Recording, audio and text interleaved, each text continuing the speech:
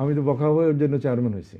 আমরা সেই সময় 300 লোকে ট্রেনিং দিয়েছি। তারও খুঁজে দেখেন এখন সমস্ত ম্যাক্সিমাম প্রাইভেট টেলিভিশনে আমাদের লোকজনে চাকরি করতেছে। মরহুম শহীদ মীর কাসেম আলীর নেতৃত্বে ঘটিত হয়েছে। সরাসরি এখানে কোনো পার্টি জড়িত ছিল না। এখন মানুষ বলে যে তখন বলা হয়েছিল শেখ হাসিনা সরকার বা স্বৈরাচার সরকার দিগন্ত টিভি বন্ধ করে দিছে, এই জন্য মানুষ মানে জামাতের লোকেরা এটা ওপেন করতে পারে না। তারপরে 6-7 তারিখের মধ্যে 8 তারিখের মধ্যেই কিন্তু সম্প্রচারে কোনো বাধা নেই, এটা আমরা খবরে দেখেছি। কিন্তু প্রায় 17 মাস হয়ে গেল এখনও দিগন্ত টেলিভিশন ওপেন হয়নি। এটার কারণ দর্শকরা জানতে চায় এখন। শুনুন, আমি আগেও আপনাকে একবার বলেছি, দিগন্তটা অনেকজন ব্যবসায়ীর সমন্বয়ে মরহুম শহীদ মীর কাসেম আলীর নেতৃত্বে ঘটিত হয়েছে। হ্যাঁ, সরাসরি এখানে কোনো পার্টি জড়িত ছিল না। হ্যাঁ, জামাতের লোক ছিল, বিএনপির লোকও ছিল, বহু লোকজন ছিল। এবং আমাদের বিশেষ করে দিগন্তের বর্ষপূর্তিতে বা নবদিন বর্ষপূর্তিতে সব দলের লোকেরা আসতো। ইভেন এর সাথে আমাদের এখানে আসছে। এটা সর্বজনীন করে তোলা হয়েছে, ওইভাবেই নিউজ ভিউজ সব কিছু একই রকম করা হয়েছিল। কিন্তু দীর্ঘদিন বন্ধ থাকার পরে মেশিনপত্র নষ্ট হয়ে গেছে। আমাদের যেসব লিডাররা ছিল তারা সবাই মারা গেছে। মীর কাসেম আলী ইন্তেকাল করছেন, কমোডর আতাউর রহমান ইন্তেকাল করছেন, শেষমেশ যিনি চেয়ারম্যান ছিলেন আমাদের খুবই ভালো মানুষ ছিল শাহ আব্দুল আলম সাহেব, যিনি এনবিআরের চেয়ারম্যান ছিলেন, উনি ইন্তেকাল করছেন। তো এতগুলা লোক যখন আমরা নাই হয়ে যায় তখন লিডারশিপ এটা ঘাটতি পড়ে না? এর মধ্যে মেশিনপত্র এতদিন পড়েছিল, সব কিছু নষ্ট হয়ে গেছে। এরপরে আমাদেরকে যারা সাহায্য করছে দুর্দিনে তাদেরও একটা স্টেক আছে। হ্যাঁ, তো এখন তারা আগে আসলে আর এই যে নানা রকম মানে পয়সা কুড়ির টানাটানি, আমরা তখন 9 দিগন্ত আলহামদুলিল্লাহ ভালো চলতেছে। তো ওই জন্য এখনও আমরা আশাবাদী দিগন্ত হয়তো একদিন সামনে আসবে। কিন্তু একটা ব্যাপার হলো আপনাকে বলি, অনেকে বলে যে দিগন্তর নাম, যখন কেউ যদি ইউটিউব 2 নম্বর করে চালায়, আপনি ধরেন এই যে ইউটিউব যা চলে সব কি সত্য কথা বলে? সব সত্য কথা বলে না। এখন কেউ যদি মিথ্যা নিয়ে সম্প্রচার করে সেটা আমাদের জানা নেই। আমাদের ফ্লোর এখনও আমাদের কাছে আছে, আমরা এখনও এটা যারা আমাদেরকে সাহায্য করে তাদের তত্ত্বাবধানে আছে। তো অচিরে আমি আশাবাদী হয়তো এক সময় আমরা আমাদের অন্যান্য স্টেক হোল্ডারদের আলাপ করে এটা চালাতে পারবো। এখন ধরুন এতগুলো পয়সা, তখন অনেক পয়সা উঠানো হয়েছে, সেই পয়সা দিয়ে মানুষের বেতন দেওয়া হয়েছিল, তখন চলতো না, অ্যাডভার্টাইজও পাইতো না। সেই সব পয়সা তো একটা পয়সা তো জমা ছিল না, সব শেষ হয়ে গেছে। হ্যাঁ, যারা চলে গেছে তারা অনেক গ্রামে চলে গেছে, অনেক অন্য টেলিভিশন চাকরি নিছে। আমরা সেই সময় 300 লোকে ট্রেনিং দিয়েছি। তারও খুঁজে দেখেন এখন সমস্ত ম্যাক্সিমাম প্রাইভেট টেলিভিশনে আমাদের লোকজনে চাকরি করতেছে। বুঝতে পারছেন? এটা আমাদের অনেক পজিটিভ দিক আছে। নেগেটিভ হলে আমাদের লিডাররা মারা গেছে বা আমাদেরকে জুডিশিয়াল ক্লিন করছে, আমাদেরকে অ্যাডভার্টাইজ দেয়নি। 9 দিগন্তে বহুদিন চলছে অ্যাডভার্টাইজ ছাড়া, সেটাও মানুষের ধার খরচ করেই চলতে হয়েছে। এখন আমি জানি পাঠক আমাদের পছন্দ করে, আমরাও পাঠকের ভালোবাসা পেয়েছি, কিন্তু ভালোবাসার মধ্যেও যে একটা বিপদের মধ্যে আছে এটা একটু বুঝতে হবে। সেই বিপদটা আল্লাহর রহমতে আমরা একদিন উদ্ধার হবে ইনশাআল্লাহ। আচ্ছা, বিষয়টা তো এমনও মনে হয় বা ধারণা হয় যে আপনারা যদি আপনাদের টেলিভিশনের যে ফেসবুক পেজ বা ইউটিউবে যদি আপনারা ডোনেশন চান বা প্রচারে আসার জন্য দর্শকদের সহযোগিতা চান, সকলেই তো করবে, কিন্তু যে উদ্যোগ নেওয়াটাও তো মানুষ দেখে না যে কেন পারতেছে না। এটা আমি রিয়েল রিজন আপনাকে বলতে পারবো না, আমি বলবো না।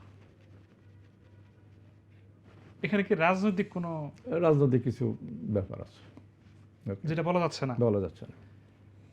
তাহলে মানে দর্শকরা যে আপনাদেরকে বকা দিচ্ছে, তো বকা দিয়ে কিছু করার নাই। আমি তো বকা হয়ে ওর জন্য চেয়ারম্যান হয়েছি। আমার ব্যবসাগুলো ধ্বংস হওয়ার জন্য তো আমি চেয়ারম্যান হয়েছি। আমি তো তখন কারো বকা দিইনি। আমার ব্যবসাগুলো বন্ধ করছে, এলসি খোলেনি। এখনও ব্যাংক লিজিং কোম্পানিদের স্বৈরাচারের দোষরা বসে আছে। বাংলাদেশ ব্যাংকের অর্ডারও এখন কোনো লিজিং কোম্পানির ব্যাংকে শুনে না। এনারা কি এদেরকে বদলাইছে? যেসব লোকগুলো শুনে না সেসব লোকগুলো ব্যাংকের গভর্নরের সাথে মিটিং করে, তারেক রহমানের সাথে মিটিং করে বড় বড় কথা বলা। কিন্তু এদের স্বরূপ তো ওনাদের জানা উচিত, ওনাদের থেকে দূরে রাখা উচিত। যারা আগের সরকারের আমলে অ্যাডভান্টেজ নিছে আর এখনকার সরকারের সাথেও তারা ধরম মহরম করতেছে, নতুন ফিরি দিয়ে বাড়াইতেছে। আপনি গত 2 দিন 3 দিন আগেও দেখেছি 334টা গার্মেন্টস সাভার আর আশুলিয়াতে বন্ধ হয়েছে। এই সরকার কোনো অ্যাড্রেস করছে? যেহেতু অ্যাড্রেস করার মতো এখানে কোনো যোগ্য ব্যক্তি নাই। আমি বলবো কমার্স মিনিস্টার খুব ভালো মানুষ, কিন্তু উনি ওনার বাবার ব্যবসায় বসছে, ওনার নিজে তৈরি করেনি। আমাদের ব্যবসাটা আমরা নিজে তৈরি করেছি, নিজের এন্টারপ্রেনার। এই জন্য ওনারা আমাদের দুঃখটা বুঝবে না, আর সব তো এনজিও থেকে নিয়ে আসছে। কিন্তু এখানে আজকে দেখলাম যে আমার দেশ পত্রিকায় একটা শিরোনাম হয়েছে যে আমলাদের অসহযোগিতায় নাকাল ইউনূস সরকার। মানে তা আপনার এই যে এনসিপি যারা আসছে, যা বৈষম্য, আমি এনসিপির কথা বলবো না, বৈষম্য বিরোধী ছাত্ররাই তো এই যে এটা বানিয়েছে, এই বর্তমান অ্যাডভাইজার কমিটি, অ্যাডভাইজিং কাউন্সিল। আপনার ওনারা এমন লোককে নেয়নি কেন যাদের কথা আপনারা শুনবে? শুনে না, সেটা আমাদের, ওইটা তো ওনাদের অযোগ্যতা। ওনারা আইসে যে 1.5 বছর হয়ে গেছে, ওনারা ওদেরকে বদলায়নি কেন? আমি নাম বললে তো আমার উঠাই নিয়ে যাব। আগের আমলের আমলা তো এই আমলের উপদেষ্টা আছে, ওনারা কেন নিল? যারা কর্মক্ষম না তাদেরকে কেন নেবেন? হ্যাঁ, সকাল বিকেল আমার মতো যাদের ডায়াবেটিসের দেওয়া ওই কী জানি বলে, ওই যে ব্লাড প্রেশার মারতে হয়, তাদের কাজ হয়? শুনুন, আমেরিকান গভর্নমেন্ট যখন যায় তখন একদল চলে যায় আর একদল ইয়ং লোক নিয়ে সঙ্গে চলে আসে। যদিও অনেক সময় দেখা যায়, এখন ধরেন বর্তমানে আমেরিকান গভর্নমেন্ট উনি অনেক বয়সকালে, কিন্তু খুবই অ্যাক্টিভ, এটা 18 ঘন্টা 20 ঘন্টা কাজ করে। এই একটা মানে সমালোচনা বলি, অভিমানের কথা বলি, বা আসলেই সমালোচনা হতে পারে যে আমরা বাংলাদেশে যে মিডিয়াগুলো আছে, তো এগুলো কিন্তু আসলে অ্যাড্রেস করা হয়, এটা বিএনপির কথা বলে, এটা স্বৈরাচারের দোসর, বা এটা অমুক তমুক বলে, কিন্তু কিন্তু জামাতের কোনো মিডিয়া এখন নাই, এখনও নাই, আমরা দেখি না। স্বাধীনতার পর থেকে এখনো অবধি একটা শক্ত মিডিয়া তৈরি করতে পারে নাই, বা মুখপাত্র হিসেবে কাজ করতে পারে।